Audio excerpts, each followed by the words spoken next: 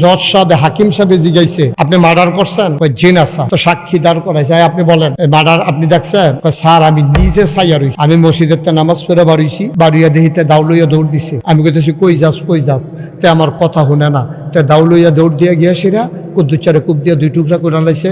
আমি নিজে সাইয়া রইছি ডরে, আমার নাইয়াটা বেড়ে সিফা দিয়া লাইছে। স্যার আমি হার্টের রুগী স্যার, আমার মারাত্মক ক্ষতি হয়েছে।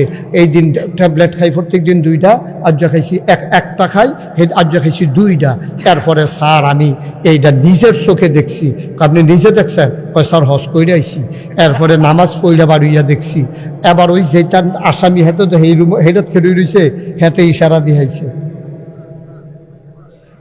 এবার তে কইতে আছে।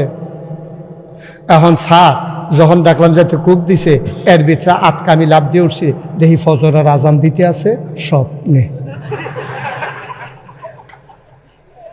জাগাতে ফলটু লইয়া লাইছে, জাগাত সব গুছাইয়া টুসাইয়া কইয়া সেইরা যখন ওই আসামিয়ে আধ্যে আইছে 5 লাখ, মানে 5 লাখ তোমার মুডের ভিতরে যাইব গা, এই কথা কইছে। পরে সব সাক্ষী টাক্ষী দিয়া শেষ হইছে, জজ সাহেব হুকুম লাগবো। এমন টাইমেতে সিল্লান্ডা করতেছে, স্যার আমি দোষ এই দেখতে আসি, আরে আমার তো শরীর গাম দিয়া লাইছে, লাভ দিয়ে উঠতে দিন ফজরের আজান দিচ্ছে।